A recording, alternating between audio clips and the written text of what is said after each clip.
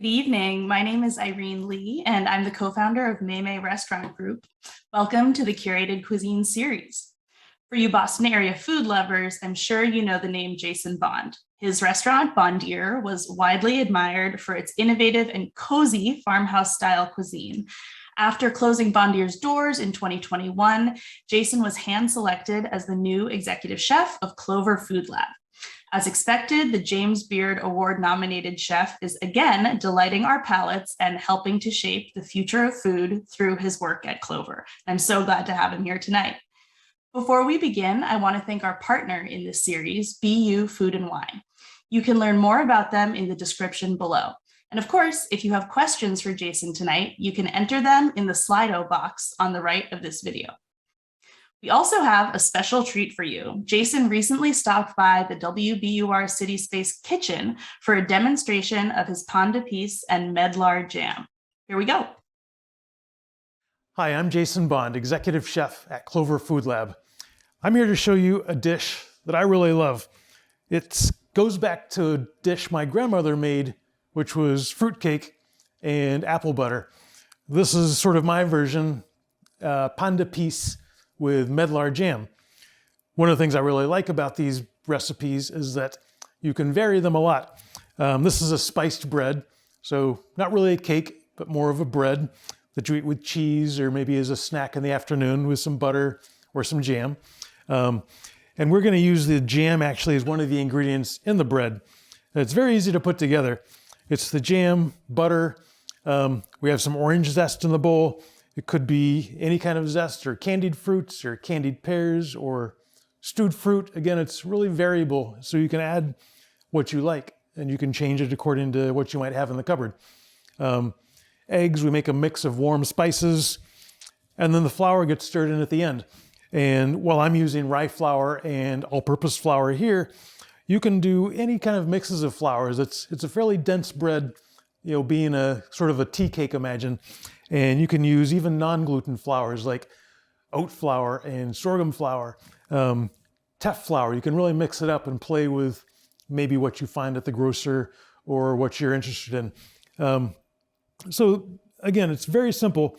I've got in the bowl here the Medlar Jam, some softened butter, and the orange zest that I've just sliced with a knife. You can use a stand mixer or you can just use a mixing bowl. And the first step is just simply incorporate the butter into the jam. It's easier, obviously, if you have a stand mixer, but not everybody does. I actually don't have a stand mixer in my home kitchen, and I'm a professional cook, so there you go. Maybe a lot of you do, but I usually leave the butter out on the counter overnight if I'm planning on making this recipe. And that way it'll be nice and soft when you make it in the morning. Use a spoon or a spatula. That'll do fine to mix the softened butter into the jam. As it's starting to mix, you can add the eggs.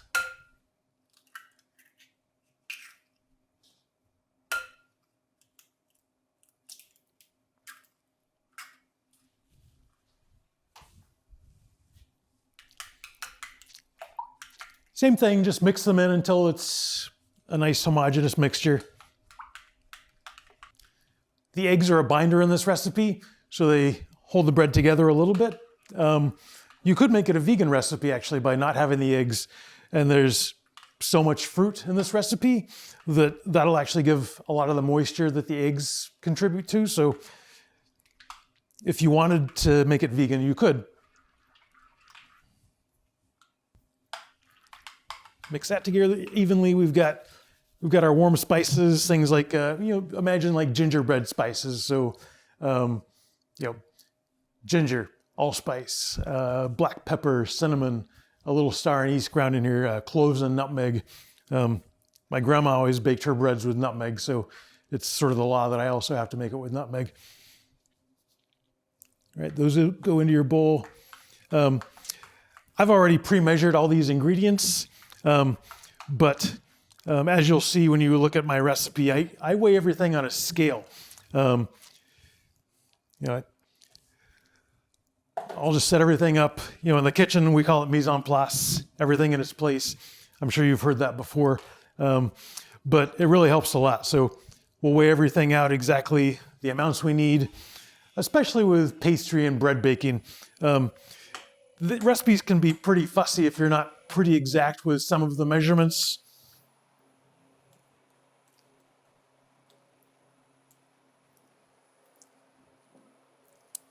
And scales are cheap these days, so easy.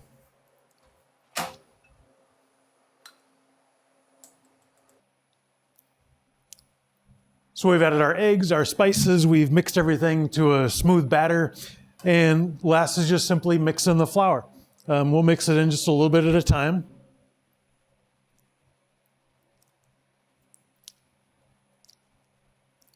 Sort of the opposite way you make pasta. We'll make a well in the middle of our batter and stir in the flour nice and slowly.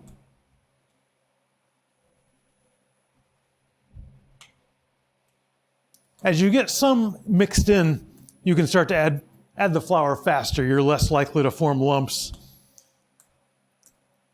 versus in the very beginning when it's only batter. A little bit at a time, or you probably will get lumps.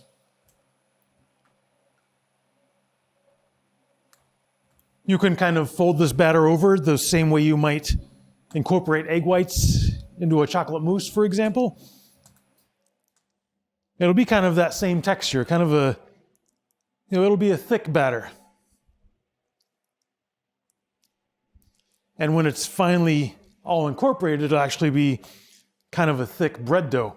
It'll get to the point that we'll probably actually knead it with our hands at the very end.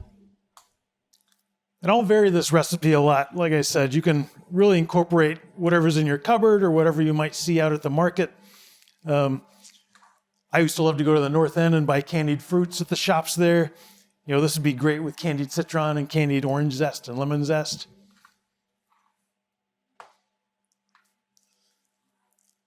In the fall, you might make it with roasted chestnuts.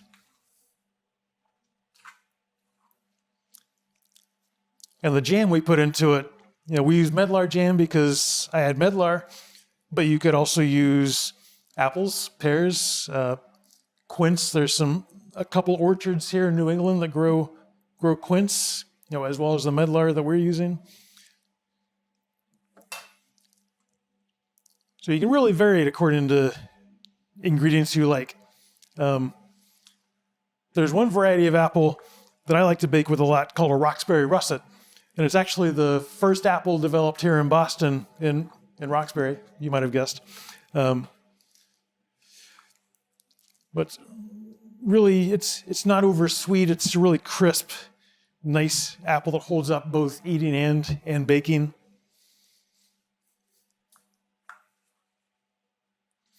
There's a West Coast apple that's really fun for the jam.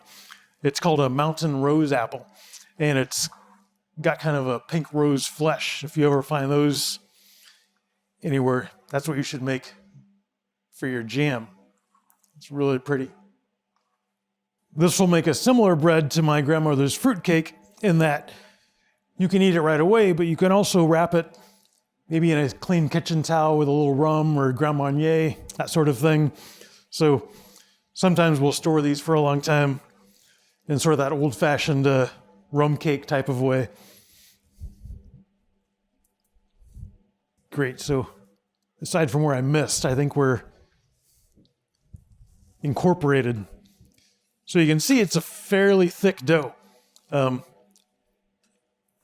So kind of sticky and thick, and it'll have chunks of orange zest and any chunks of fruit you have in there. So then when it's time to bake it,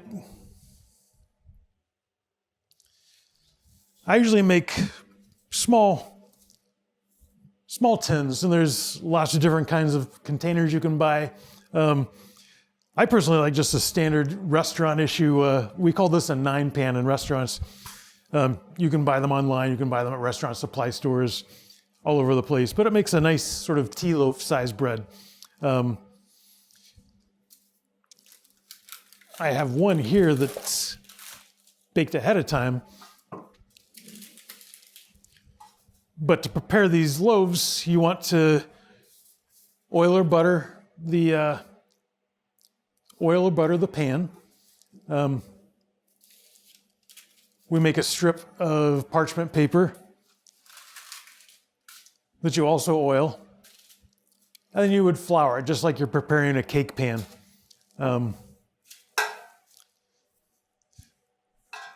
Then your batter gets spooned in. This recipe will make about 4 loaves about this size, and you can just divide it more or less evenly, or you can weigh it on a scale and get them exact. In that respect, as long as you're pretty close, it'll cook the same. Then these go in the oven, 350 degrees. They bake for about an hour. Again, it's a fairly dense dough, so it'll just rise really slowly. And when it's done, you'll smell it in the oven. When I check for doneness, I actually use a thermometer. So whether it's sourdough bread or muffins or anything else bread-wise, I typically use a thermometer. You can insert it in. Basically, when it hits 200 degrees Fahrenheit, your bread's done. Same with sourdough, same with a cake, anything you're making. So just a little pro tip there when you're baking, just to make sure you don't have any falling cakes. And that's it. We'll also show you a Medlar Jam.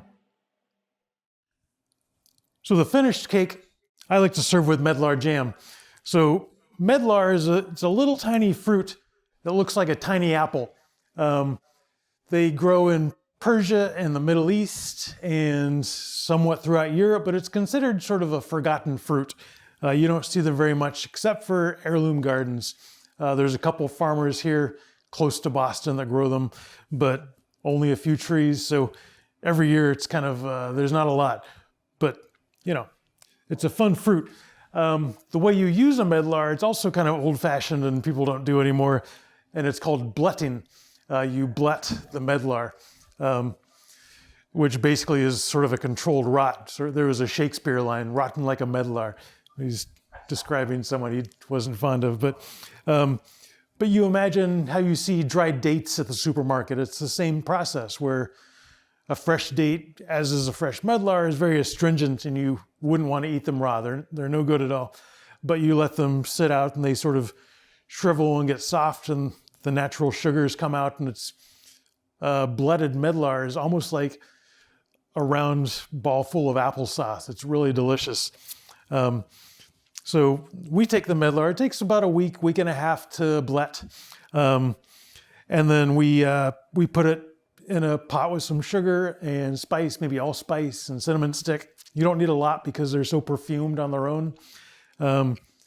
We boil that. Medlars, kind of like apples, have seeds in them and lots of natural pectin.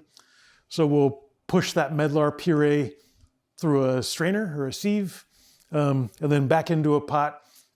We'll boil it with more sugar, and we'll have our thermometer with the pot.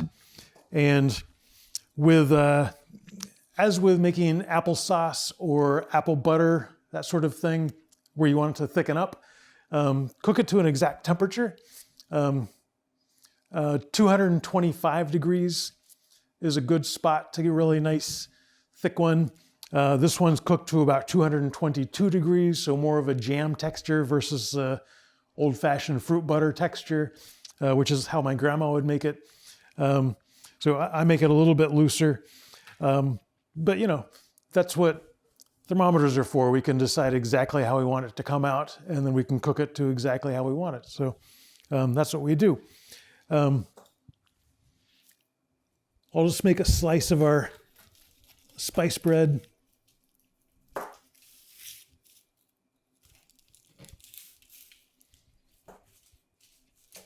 You know, again, I like this bread for a picnic bread in the spring, a tea cake in the cooler weather,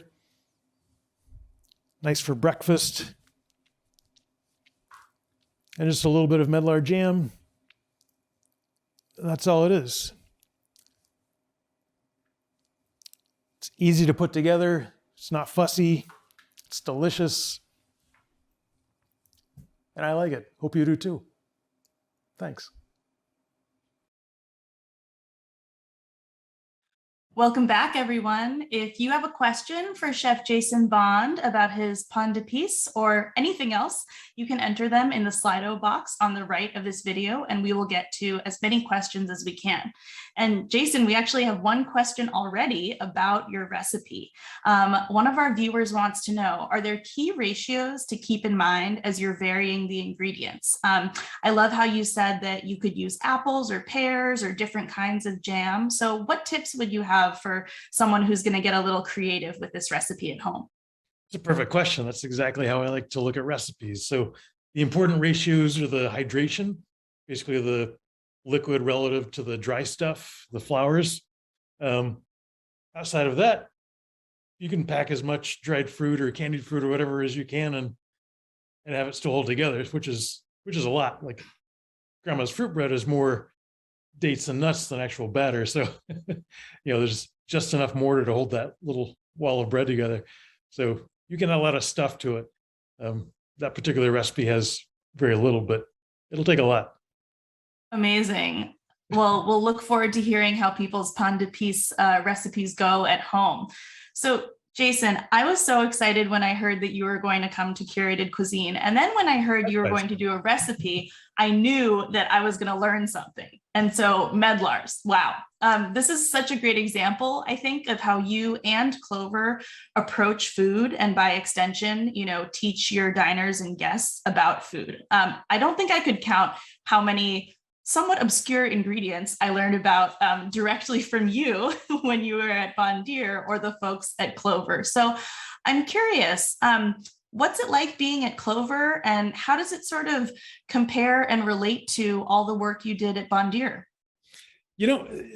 It's pretty similar in a lot of ways, which is why I went there. Just, we both have a lot of the same goals in how we cook. We're trying to source from local farmers. We're trying to use really interesting varieties of vegetables, and there's a lot out there. Like, there's more than just one kind of an apple. There's medlars, there's quince, there's pears, there's pawpaws, there's all kinds of fun stuff out there. And we like to make delicious recipes, and that's that's what we try to do at Bon Dire, and that's what I try to do at Clover. Is just that's what comes first, is find tasty stuff. And food's fun. I mean, I think that's why I started cooking when I was a kid, and why even after I went to school for other stuff, I still kept on cooking. But I love that. I think I read that folks who are interested can actually get your pain d'épices in the Clover food box this week. Can you tell us a little bit about the Clover food boxes? I know that they sort of came out of the pandemic as an alternative to in-restaurant dining, and they've been super successful. Would love to hear more about what those are and how you think about the ingredients and the recipes that you use in those. Yeah, it's pretty amazing, just the scope of that program. I'm blown away still by how much they do. So it's a vast program to meet all kinds of needs. But a lot of the ones that I've been writing menus for and writing recipes for they have different celebration boxes. So the different holidays you might be interested in, right? Like Super Bowl coming up, things like that. St. Patrick's Day, we're doing a Mardi Gras right now. So again, we can find we sort of visualize what's your party going to look like around your table, and how can we help you put that together. So we try and send home a kit you can do a little bit on, because people like to have the fresh, beautiful vegetables and see the beautiful produce that comes in the box. But still, we do most of the work, so you have a couple minutes of your time to put it together. We make sure you have a beautiful spread on the table that's appropriate for whatever holiday or celebration, or like I say, there's a huge array of different purposes these boxes fill, from introductory to black diamond, extra skills required. So you can kind of pick your choice. That's amazing. And just to think about how many folks are trying Medlars for the first time because it's in the Clover food box, it's just incredible. We actually got a question about the recent Robert Burns dinner box. Our viewer wants to know, did it break your heart to have to make it vegetarian? I think typically it would include a number of meaty items. And do you ever make your own haggis at home? At home, no. But no, I've done burn suppers every year for more than I can count on top of my head, 15-ish. I don't know. So done them every year at different restaurants I've worked at, or at Bon Deer the last 10 years. So I've made a haggis for the last 10 years, and always different. But what we thought was funny was every year we'd also have guests show up to the dinner who were vegetarian. One in particular was vegan. So we always did make different versions of these so that we could cook for whoever was coming in and give them the same experience. Just because they don't want to eat lamb spleen means they can still have a good time just because they skip the spleen. So yeah, it wasn't a heartbreak at all to cook a vegetarian burn supper. It was lots of fun. And yeah, I listened to all the recordings of the musicians and the poet last night, and it was a good time. I'm glad we could do it. I miss doing it in person, but soon enough we'll. Yes, absolutely. How fun. Well, it sounds like our viewer absolutely loved the box and did not mind it being vegetarian at all. Want to go back really quickly to the recipe. I think we've gotten people excited. And we have a question about what makes the loaf rise? If there's any rising agent in it, or if it's supposed to be like pretty dense. A question about that. It is a fairly dense bread. For me, the purpose of this bread is kind of a plank that you put other things on. Just, I have it with jam or butter. I love it with like an aged goat cheese. An aged goat cheese and an aged beer is one of my favorite ways to, have this for lunch or dinner or whatever, But yeah, it is meant to be a dense bread. And there's, you can have, like I say, you can have higher hydration and make it more of a steamed pudding type cake. Where it's really moist and super tender. Yeah, this one is more of a plank. Like if you could imagine like a dense German rye bread, the thing that you might have, smoked salmon and cucumbers on or something. Just it's kind of that type of vehicle where it's dense on purpose. And if you don't want dense, you can change the recipe by adding more fruit jam or adding maybe a little buttermilk to it or something, so you can increase the hydration. As that first question was asking, you can play with the ratios and invent your own version of it.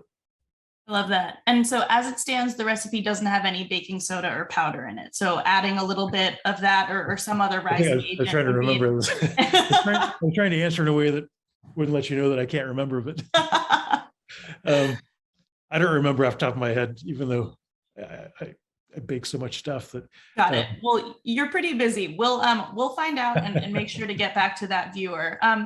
Jason, one of the things that I saw when I was stalking you on the internet for this conversation is that your bio, wherever it happens to be, always mentions where you grew up and what you grew up doing in terms of food. So I'm wondering if you can tell us a little bit about where you grew up and maybe what kind of chores you did and how that sort of shaped your pathway into food. Yeah, I don't know. I forget when I came upon that root-cellar description, but I think it kind of fits. Yeah. It paints a picture of where I'm coming from, I think. I grew up in Wyoming. My grandparents both lived in, both maternal and paternal lived in northern Wyoming. They both had big gardens. They both canned and preserved everything. And to me, that's the essence of it is, you enjoy what's in abundance in the season, and the overabundance you preserve so you can enjoy it throughout the year. And, my menus at Bon Deer and other places I've cooked have always kind of been based around that concept where, I've got preserves in the pantry. And so if I need an element that's salty, or if I need an element that's I don't want to use peanut butter, but I can use, this other rich fatty puree, whatever. I can pick and choose from my ingredients, and, a guest might think that I'm very creative, but really I'm just sort of grabbing something off the shelf and using what you got. Yeah. Yeah. But every recipe you want to balance, it's got a salty thing. It's maybe has some vinegar, might have some little hot, spicy thing, so you've got all these different variations from, I can take last year's spicy kimchi that I made, or last year's fermented ramp, or, I can take all the, from all the citrus season, I'm making a big marmalade. So, next summer I can make this beautiful marmalade pie, or, sweet cake with marmalade on top, and, it'll be delicious. And, you can't buy whatever your favorite citrus is right now. Right. I'm not going to find an etrog marmalade in the summertime, but I can make my own, and people are going to be amazed. Like, where'd you get this? Right. Yeah. So it's a lot of tools in your toolbox that you can pull out to make a recipe work. Mm-hmm. I was curious if there are any canning projects or harvesting or veggie cleaning projects that you particularly liked or didn't like when you were younger, growing up in Wyoming and helping to preserve the harvest. I think I liked because it usually meant that I was getting fed. Well, like, one of the stories I told, especially when I was first opening Bon Dia, was that, the idea of how I was trying to cook was very closely, I was trying to not to cook like a restaurant. I was trying to cook like, like my grandmother, which restaurants are very efficient and, very streamlined processes. But I always felt like you lost something in translation, whereas grandma cooks stuff and serves it to you, and it's delicious. And so, like, one of the things I did, I would work for my grandfather in the summers. He had cattle, so one of my jobs was I had to move cattle from field to field, and I also had to make sure and go around the fence perimeter where all the asparagus grew, and pick the asparagus before I moved the cattle because they would eat it. So, but the upside was we had asparagus for dinner that night. So, but it was just that immediacy. We pick it, grandma cooks it and serves it to us. And so I tried to emulate that in how we cooked in the restaurants, and with a Bon Dia and now at Clover, just it's, sort of last minute sourcing, the vegetables come in, we cook them, right, out they go. And so, we get really good quality product that way. The person who's on the receiving end of it gets a product that's full of nutrients and really healthful, and the farmer who grew it, lives right down there. Right. As part of the community. So. Yeah. And we actually have a question from a person who is consuming it, who wants to know how you make root veggies in general, but specifically the turnips in the food box, so delicious and tangy. How you think about texture and flavor, and, one might say, not me, of course, but one might say that a turnip is a slightly less sexy vegetable. And so how do you think about, when you're cooking from the root cellar, texture, different flavors, and like you said, making sure things are really balanced? Well, cooking from the root cellar allows you to have food that where it came from 12 months a year, for one. So, I can know the farmer who cooked or who grew every single thing that we're serving and how they practice. And, so this time of year, of course, it's things like turnips. And there's a huge spectrum. There's a huge rainbow of them. There's, both the actual visual color of them. You've got scarlet turnips actually are really sexy and cute and pretty, this pretty pink color, and, orange rutabagas, and, more regular turnips are a different shade of, purple and green and brown, but also all the different variations of how spicy they are. So you've got all these things, all these ways you can play with them, depending on what your dish to come out like. You can use them raw, you can roast them. But actually, I'm a big fan of turnips because they're so sweet. Like just a nicely, simply roasted turnip. There's a lot of sweetness to it, and I think they're delicious. The ones the questioner might have just had, we roasted with some ground coriander and sumac just to give it a little party, but still, it doesn't need it. It's, salt, pepper, olive oil is all you really need, and just they're awesome. Delicious. Sounds so good. Mhm. And we also had a question that relates to that, that sometimes root veggies are a little unpredictable. Sometimes you get a carrot that is magically sweet. And sometimes you get a carrot that, is a little bit bitter or doesn't have the kind of sweetness that you want. Do you have a trick or a recommendation for folks who are shopping to look for the turnip that will be the sweetest? Yeah. So, the way we've always sourced at Bon Deer and at Clover is you form relationships. You learn who's around you growing what. Some people are, just like regular people, farmers have different skills. Like, they're either really good at carrots or they're really good at asparagus, or you find out what they excel at. Some land is better for different crops, and so like Michael Doctor is a genius at carrots, and so we buy thousands of pounds a year from Michael Doctor. And Michael Doctor is from Winter Moon Roots, right? Right. Yeah, out in Western Mass, and Hadley, is that where he is? I forget exactly, but I think so. And they come to a few of the farmers markets in the area. So for our viewers, if you're in, I think, Wayland and Lexington, you can get some of those beautiful turnips and carrots there. But please continue, Jason. Yeah, the essence of it is, form a relationship with the farmers and find out what they're really good at. And, some have, magical orchards with varieties of apples that you won't find anywhere else. And, if you talk to them and ask, like, what do you got? They're going to be happy to hear that. And they'll tell you. And like, year over year, you learn who's really good at what, and you'll meet new people, and, your sort of friend group of farmers will grow, and you'll never have a bad carrot because, who grows the good one, and that's where you go.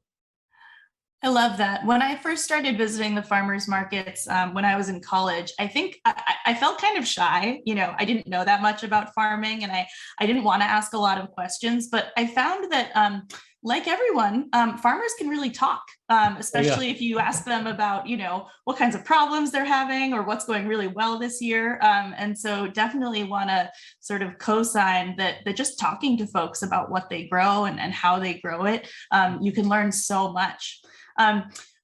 We have another question about turnips and radishes. So if folks are getting tired of the same old kind of roasted root veggie, or maybe some slices on top of a salad, do you have any other sort of tips or tricks or special occasion root veggie recipes that you might recommend for folks who get a CSA box and maybe it's been turnips for a few weeks now? Mm-hmm. There's a lot of ways to use them, especially at home. Restaurants are more difficult as far as, fermenting things, but at home, nobody's gonna, the inspector's not gonna come look at your paperwork and go through all your records if you're making fermented stuff at home. But, that's super easy and a huge flavor boost. And it's also a good preservation technique. You cut your daikon radish into chunks, you throw it in water with, again, get your scale out from when you were making my bread, and you weigh, say, 3% salt to water. So it's 3% brine, dunk the veggies in there and leave them on your kitchen counter.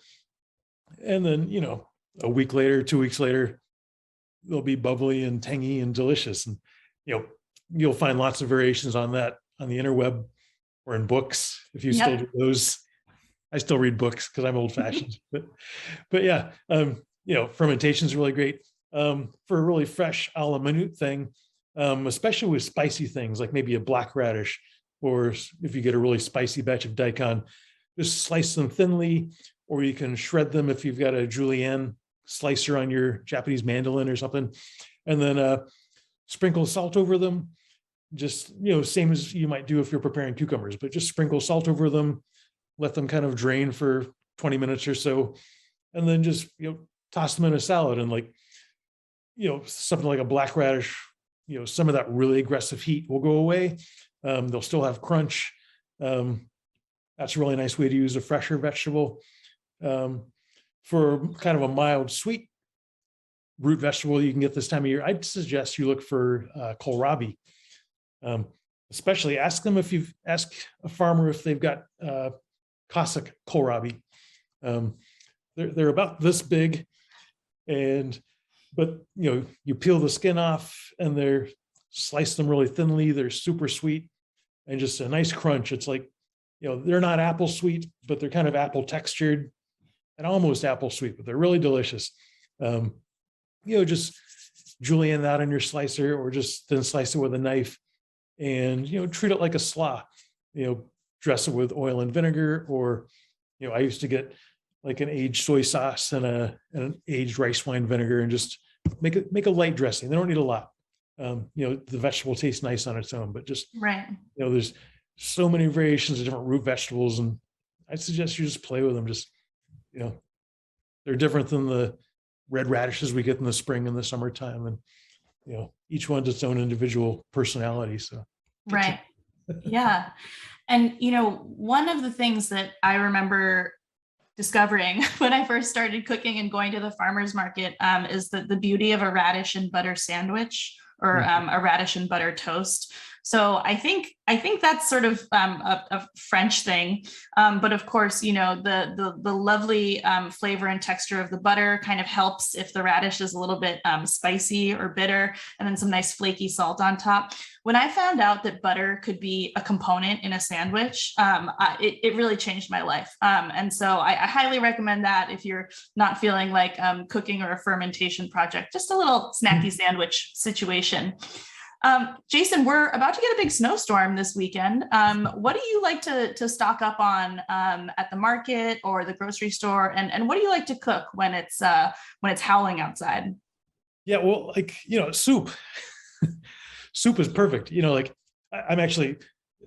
hungry. So after this is done, I actually have a turnip soup warming up on the stovetop right now. So we've got some Grafton cheddar and some more of our turnip friends. And they're just like stew away slowly and puree them. And, this is actually one of my Clover treats, but soup is definitely the big answer to that. Like, especially I'm excited. I've got my window on the world right here in my apartment. And so when it's snowing out, maybe there's a big snowstorm Saturday, I can sip my soup, sip my scotch, and that'll be a nice night. Soup and scotch, a classic pairing, I think. Jason, I realized that we sort of glossed over what a root cellar is. And I think for a lot of us, who have always maybe lived in cities with fridges, that's kind of a vague concept. Can you tell us a little bit about sort of the origin of the root cellar, what it's for, what you might find in it? Yeah. So when I was a kid in Wyoming, my grandparents had a root cellar, which is basically it's dug underground. The door would be sort of like knee height, and you go down from there, and it was kind of like a bunker. I went to school in Kansas, and we had tornado shelters, so it was almost like that. But I don't know if they have those out here. But yeah, so it was just a dirt bunker dug underground with a door, and there'd be shelves, and it just sort of kept a constant temperature year round. Another family friend when I was a kid in Wyoming, hers actually was indoors, but it was, inside, just dirt walls with shelves. And one of the farmers I work with a lot here in Massachusetts, in Carlisle, Mass, Sweet Autumn Farm, beautiful little tiny organic farm in Carlisle. She has a root cellar, and the function is you take your roots down there and you cover them with sawdust or sand or something like that, depending on how accessible you want them to be. And the roots think they're still underground in the wintertime, so they're in their natural environment, they think, so they just hang out, and you dig them out of the crate as you need them, and that's it. So it's a great preservation technique that you can't go out and dig in the frozen dirt out here, and refrigeration tends to dry them out. So this keeps a nice temperature, a nice humidity. They think they're underground, and it's simple as that. Just, again, old fashioned, and good way to keep the abundance of summertime. Yeah, I mean, it sounds better than a crisper drawer. If I'm a if I'm a root vegetable that just got harvested. I also think I learned probably from Clover that a lot of root vegetables kind of improve over time. I think the spring dug parsnip is probably the most classic example, not harvested in the fall, but in the spring. And while it's in the ground in the winter, it becomes incredibly sweet, right? Yeah, Can a you lot of tell us vegetables. a little bit? Yeah. Yeah, a lot of vegetables do that because, especially a vegetable like a parsnip is, basically the first year you plant them, they don't form a parsnip. They just form greens, and then the second year they form that parsnip so that they have energy to really go gusto the second year, and so that parsnip is just a big sugar storage vault for the vegetable. And so we just go in and steal all their work. And but yeah, a lot of vegetables are like that, just the ones that grow over a 2-year cycle, like parsnips and carrots do that. So yeah, they're super sweet.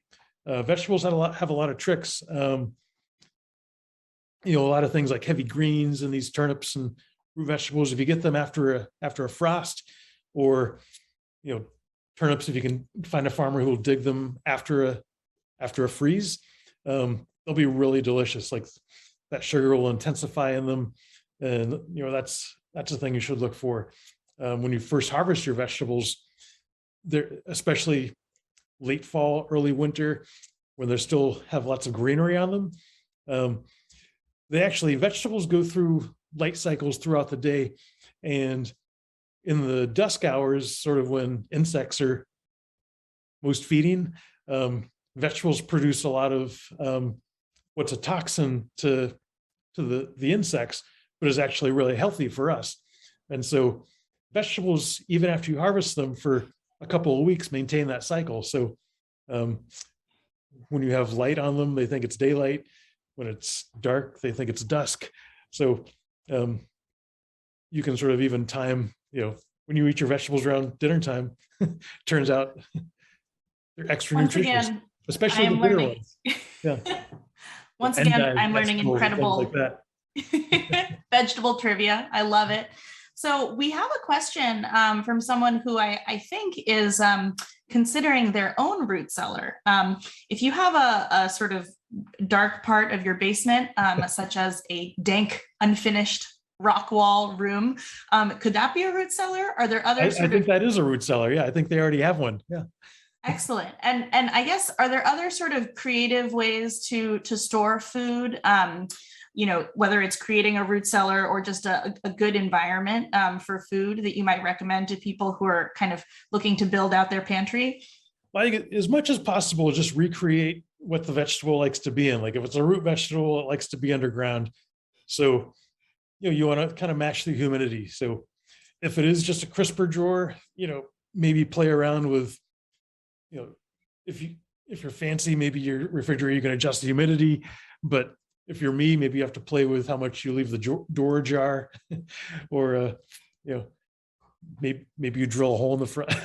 But I'd say try and recreate the environment that it likes as much as you can. Just if it is just a drawer like that, if it's like a box in the basement, same thing. Just same thing with making your own cheese cellar, your own charcuterie cabinet. Just play around, see what the humidity level is. You can crack the door, do lots of tricks like that. Put some old, I don't know, put some sawdust in it. Just basically that's what the farmers I know do, is they cover everything in sawdust, and that holds humidity. I'm sure there's lots of tricks on the interwebs for it, but Very cool. Observe what you got. Yeah. And so while we're in your fridge, what's in there right now, other than soup and maybe some a nice aged beer, as you said? Are there ingredients that you try to always keep on hand that folks who are cooking at home might want to try if they haven't before? Oh man, I'm a bad example of a home cook, because I've got mustard. At least I made it. I don't know. But I've got mustard. What else do I have? I don't want to tell you about all the the bottles of stuff that are in there. Taking it Yeah, I think, when I think about visiting my friends who maybe aren't really into cooking, a lot of the time they'll say something like, "Oh, there's nothing to eat here." And then, you go rummaging in the fridge and in the drawers, and you can, make up a meal if you have sort of the right staples hanging around. Yeah, I've got things. That's more what I have is I've got flavorings. It's like the pantry type ideas. I've got things like I've got some chili paste. I've got a nice like fermented soybean paste. I've got things that I can add to other stuff to change how they taste. My mustard collection, my that kind of thing. So yeah, I don't keep a lot of food. I tend to cook what's for dinner that night and don't really stock up too much. But yeah, I've got a lot of stuff. Like I do like the fermented things. Those are fun. So basically they hang out and I suppose just like at the restaurant, I need something. I can take this. There's lots of places you can buy fermented stuff. Like, like at Clover, we buy from chi kimchi down in Rhode Island. In Rhode Island, yeah. Or, there's at the store, sometimes I buy, what's the one in Maine, the kelp kimchis. Oh yeah, the seaweed. Atlantic Sea Farms, yeah. Yeah. Delicious stuff. So you don't have to make your own, but should. Right. You should. It's easy. It's fun. Yeah. And I think probably, folks know of different resources on fermentation, but if they're maybe a little skittish about leaving things out on the counter for a long time, are there ferments that are kind of a little bit more entry level that you might recommend? I think that's the most entry level one. There's one, the only thing you have to watch for is keep the vegetables below the water level. Otherwise they'll start to mold. If they do, skim it off, poke them back down. I actually would just take like a Ziploc bag full of water and put it on top, and that'll hold everything down. Great trick. It's super easy. You can go to, you can buy like a fermentation crock. There's local potters all over Boston that make beautiful things. So, but you can buy one. You don't need one, but you can. They're pretty. They're fun. Yeah. But you can just have a flower pot. Well, don't use a flower pot because they don't hold the bottom. But you can use anything. Right. Don't use something that's reactive. Don't use an old aluminum pot. Right. Use something glass or plastic or ceramic type stuff. But it's so easy and it's so delicious. Here's a formula for the ratio question person in the beginning. So, 2% salt is what humans generally find tasty. 1% sugar if you want something that's sweet balance. 0.5%, 0.5% of the spicy things like chili flake or black pepper, that kind of thing. And that's a base starting point. So, maybe you do 2 or 3% salt with your vegetables, 0.5% Korean chili flake, and that 1% sugar to balance it. Or maybe it's not sugar, maybe it's like, I don't know, my etrog marmalade, or maybe it's something else, depending on what makes sense with the vegetable you're throwing in. But it'll be delicious. Well, I hope in about 2 to 4 weeks, lots of folks will be cracking open their foods that they started fermenting this very evening. We have a question about your grandmother. Love that you talked about her, and you still make sure to do the things that she would want you to do. Just for this occasion. Oh my gosh, I love that. I'm wondering if you could talk about what influenced your grandmother's cooking, if she was doing more sort of traditional American or old world sort of cuisine, if there were particular cultural roots there. I think it was just living back then. So my mother's side, those grandparents met when they were wee kids in southwestern Kansas, in Fredonia, Kansas, where there was a one-room schoolhouse where they went to school for all of school. And so back in the 40s, I guess. And when they were 18, Well, my grandfather was from Mexico. His family moved here when he was like 2 or 3 years old, so a little kid. And yeah, so they met in school. They grew up in school together. When they were 18, they eloped and went to Wyoming, which is where my father's parents lived.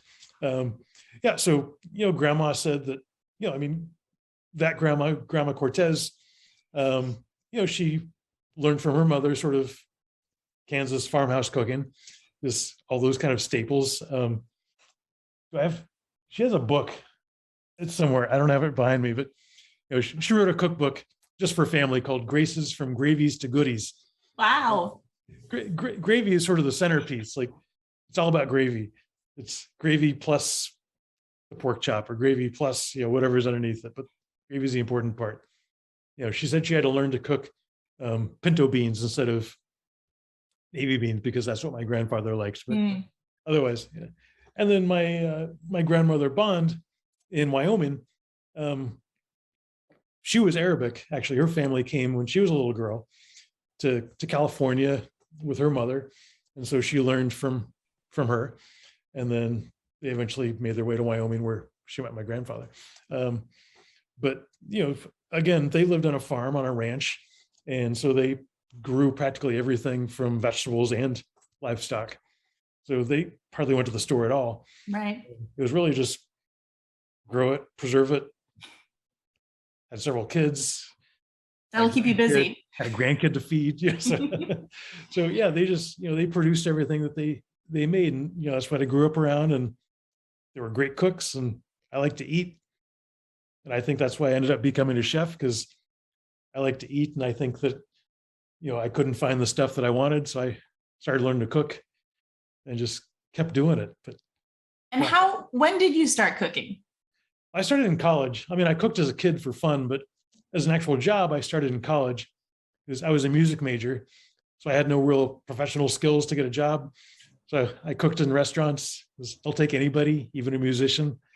And I cooked throughout college, and I just really loved it. And by the end of college, I was like walking around with Harold McGee's books under my shoulder, just, anywhere. I was just sitting down reading if I wasn't doing something else, and just like couldn't stop reading cookbooks, and like the CIA textbook, just read it cover to cover like a novel. And wow, just got into it, and took like the last year of college to think about it, and decided like, yeah, this is what I want to do. So moved to the East Coast after college, where a lot of the chefs I was interested in lived. And you just start chasing chefs and harass them till they give you a job.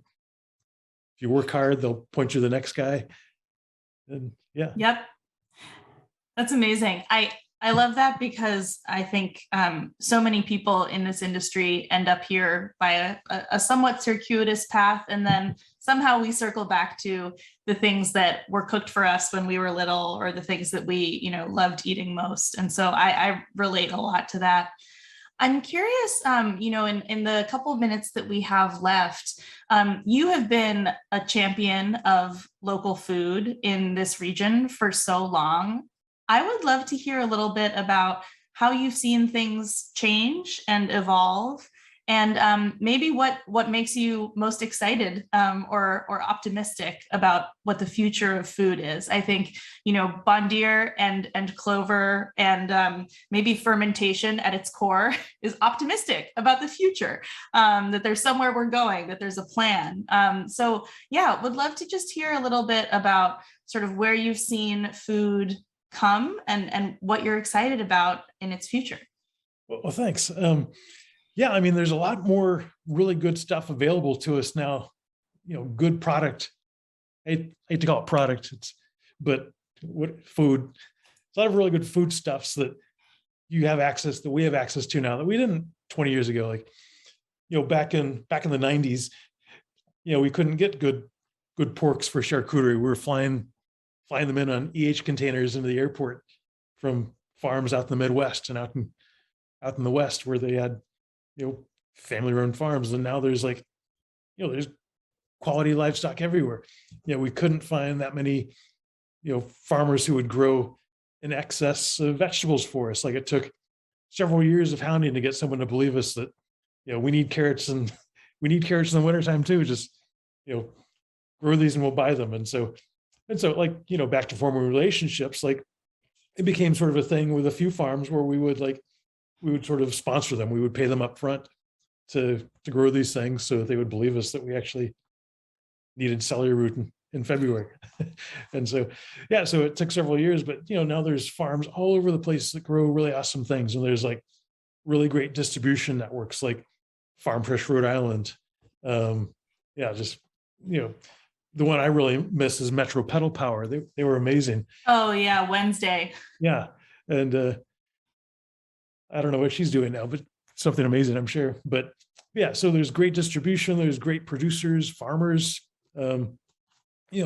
so much grain stuff going on now. Like when we opened Bondier, there was 4-Star Farms just beginning operation. Like right before then there were mills, but nobody grew their own grains and milled them. Like I'd call around mills and like, where's the grain from? It's like, somewhere. Right. Nebraska, maybe. Mm-hmm. I would just go in Kansas, so I'm not buying anything from Nebraska. But there's so many good local farm. Like there's a Northeast grain shed now. Like we can identify. There's a guy down the street that mills grains at Elmendorf. So so if there's amazing produce and food stuffs available to us, more so than there ever were, and that's really exciting. Which means that people in general are much more excited about using these things, because if people aren't buying them, the people aren't going to grow them and sell them. So that's really cool. I just think that, the public in general has become much more knowledgeable about, all the variations that are out there, and they're having fun with it, which is what I like to do. So I'm glad that they are too. And, to me, that's kind of the hopeful part, is people are enjoying it. And the restaurateur, I need people to do that. So I'm glad to see that, there's still people who can enjoy having a good meal. Hopefully we'll be doing it more inside restaurants. Yes. More and more as we get along. That would be wonderful. Well, I think that you've inspired a lot of folks tonight. We do have one more question from the audience. What weekend cooking projects would you suggest for an amateur cook to practice and build technique? I'd say do something that's you're uncomfortable with, like something that sounds really hard and that you're not sure if you can do. Because the weekend you have time, like we said, get your scale, get your thermometer, get your mise en place all set out, be very organized about it. Sometimes that's hard. I know I've got different things going on, so sometimes it's hard to just focus, but just do that. Just pick something that sounds good, but sounds like I can't do that, but actually do it. There's a lot of good cookbooks that have advanced techniques, like Sandor Katz is the classic in the fermentation world. So go buy a Sandor Katz book, or buy the Noma fermentation book, or endless cookbooks. Right. Buy the modernist cuisine set. Cook something out of that. But just do something you're not sure about, and you'll probably be able to do it in real life, and you'll be pretty psyched. Yeah. I love that. And then if it doesn't go the way you want it to, all you have to do is eat the evidence. That's my personal philosophy when it comes to trying a new recipe. So we're almost wrapped up. I wanted to ask if there are any new chefs, new restaurants, or other folks who you might like to give a plug for while we're here. I know that we have a friend in common, Lucas Dow. I'm super excited about Kim and Lucas. So it's called Judy's Bay, and it's, if I remember the address, it's 279A Broadway, I think. In the former Bondier Cambridge. Yeah, it is. Yeah, they've got a beautiful fireplace. But yeah, they do really cool food. I've been a couple of times. It's sort of a New England izakaya, so it's following the same principles that I care about, which is like sourcing locally, finding food that's healthful for us, and he's a creative chef, and she's Kim's beautiful in the front of the house. Yes, really taking care of people. So yeah, I'm super excited about them. Amazing. Well, folks, that is going to be all for us tonight. Jason, thank you so much. It's a pleasure to get to spend this time with you. Nice to see you. Everyone, please be sure to check out Clover Food Lab's meal boxes. You can use the code Curated Cuisine, all one word, for $25 off your first order, and you can taste the pain d'épices with Medlar Jam for yourself. The boxes sell out fast, so be aware, and they go out on Mondays and Thursdays. We'd also love for you to join us for our next Curated Cuisine, Bake It Till You Make It, with Valerie Lomas and Louise Miller. That's on February 28th. You can find tickets now and also sign up for our newsletter to get the latest. All of that is at wbur.org/events. Thank you all so much again for joining us, and thank you, Chef Jason Bond. Take care.